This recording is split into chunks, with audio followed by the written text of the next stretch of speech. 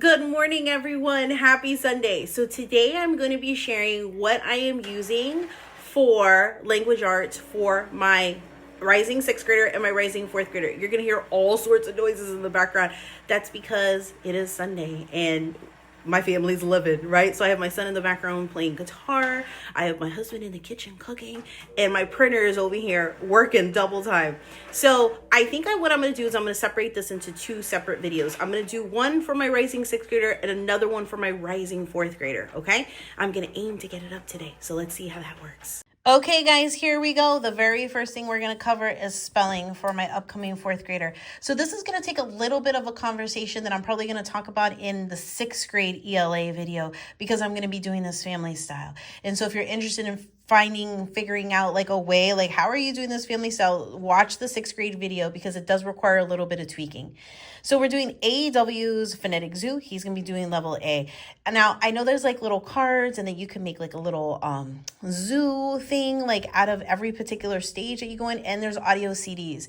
So I'm not going to be doing the audio CDs. I'm not doing the audio CDs. I'm literally just doing the teacher's notes and this. And this together is fairly inexpensive. I think it's less than $20 on Rainbow Resources, getting these two. But you get like this little ring binder in here with all the lessons in here. You also get little note cards of this exact same thing, but just in smaller size. And then you get like the teacher's notes in here, which isn't really giving you that much instruction, but you know, it's nice to have in here. You know, it just kind of, it gives you, let me see if we can focus.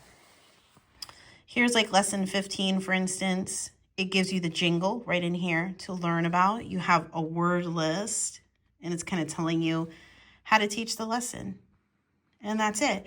That's all there is to it. And then it has it for level B and C. That's it. And then the very next page goes into the very next lesson. So it's just kind of like this 2-page spread. But you'll notice this right here is exactly what you see in here. You know, I have lesson 4 up and this is lesson 16, but you guys get the point.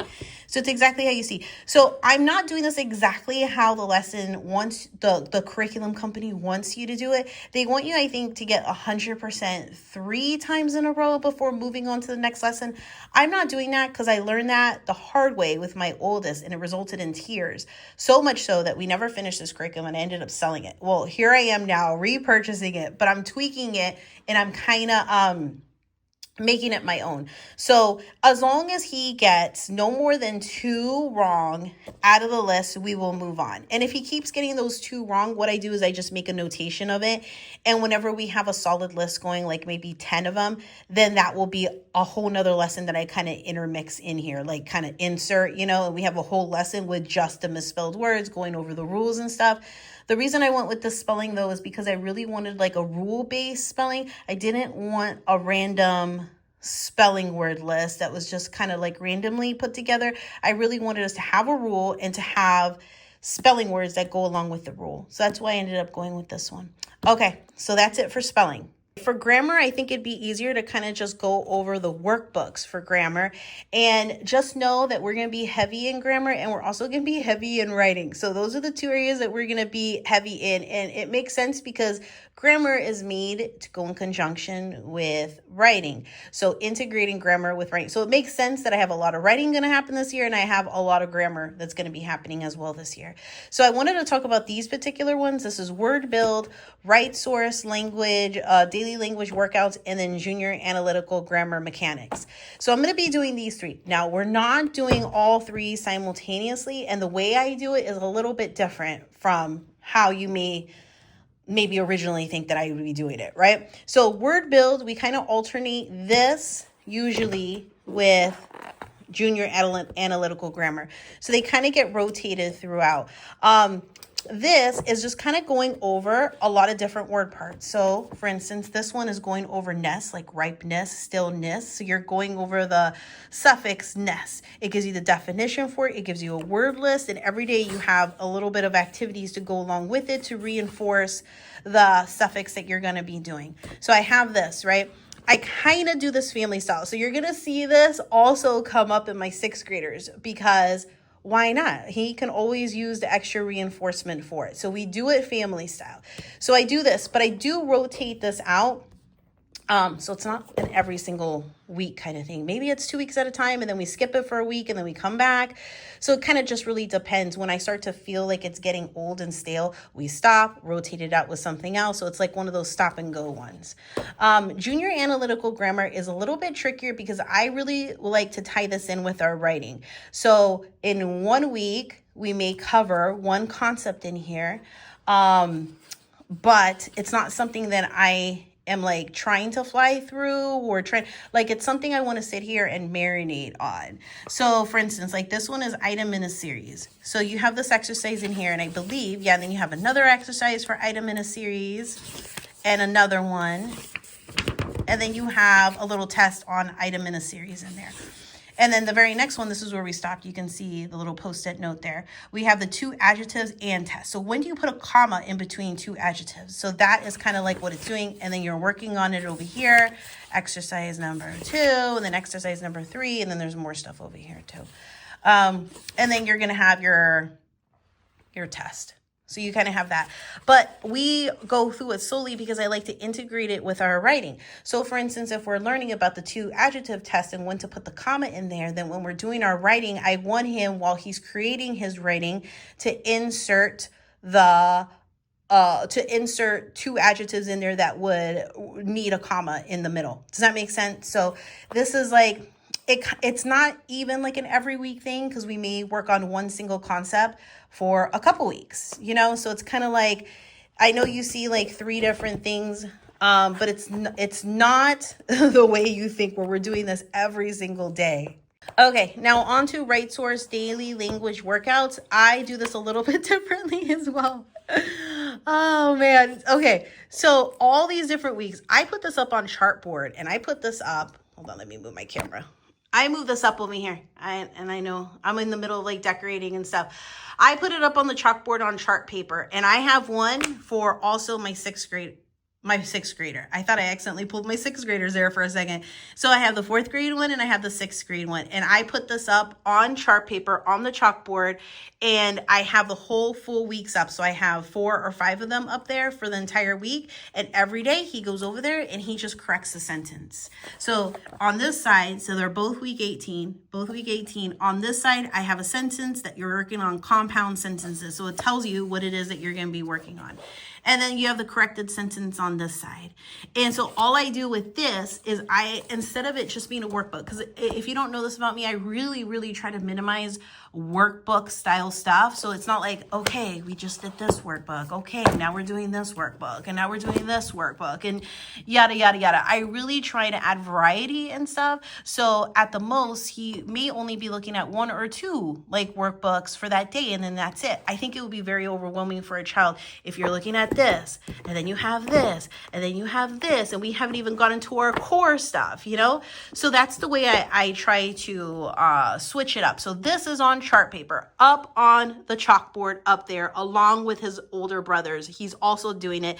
They do it sometime during the day. It's up to them when they finish it. Usually they like to do it first thing in the morning after getting their breakfast. They go up here, they correct it. They think it's a lot of fun. They think it's a little bit of a game. So yay. So we do it like that. This, he hardly ever sees it because either I will pull out my Jack and Link materials to reinforce this, or it gets integrated into our writing anyway, you know? This, they hardly actually see it from here too because I use my Jack and Link stuff for it as well. So we go and we work on suffixes. I have a Jack and Link dry erase board that looks like this and it has lines along the bottom. So we end up usually using that with our mini writables and stuff. So anyway, so that's the story on the miscellaneous grammar stuff. And that's not saying I'm not going to have other miscellaneous stuff throughout the year. So if I start to notice that we're really weak in an area, you'll start to see me going on Teachers Pay Teachers, and I bring in other resources, and I may put all of this on pause, right? And I'll bring out the other resources that I find on Teachers Pay Teachers just to reinforce that for a couple weeks, and then we come back and then we pick up where we left off at. So I'm constantly interweaving and just kind of maneuvering and being flexible as far as where my kids are concerned when they need that extra help and assistance.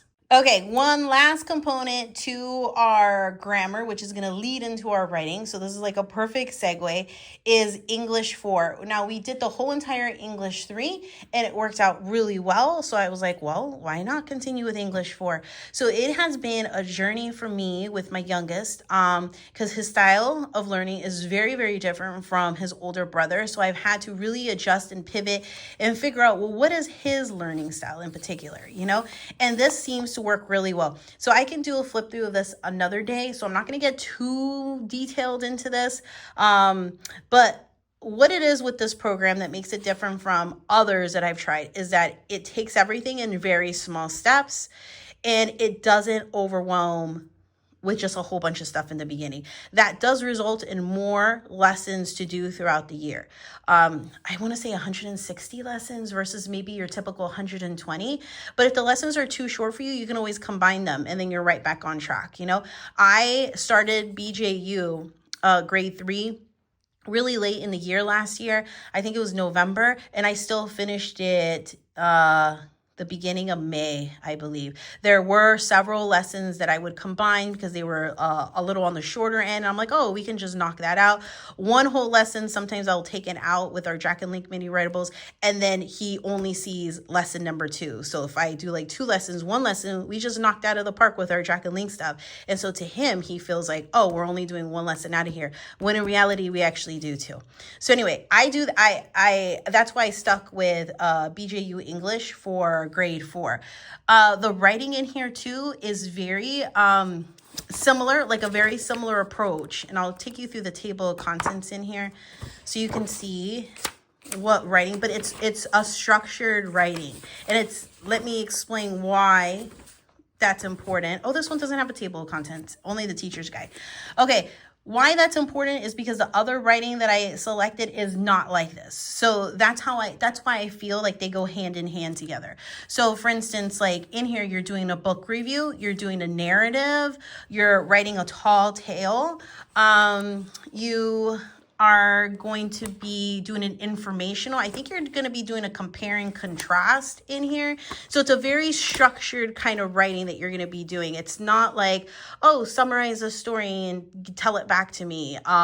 Here's a question and respond back to me. Like, give me a text-based evidence answer. It's not like that. It's a very structured writing. So the reason that I'm emphasizing that point is because I have other writing curriculum that I want to target other specific areas of writing. So this is covering down on my structured writing. We should know how to write an opinion paper, a persuasive, an informational paper, how to do a book review. We should, and that's covering down. BJU is covering down on that area.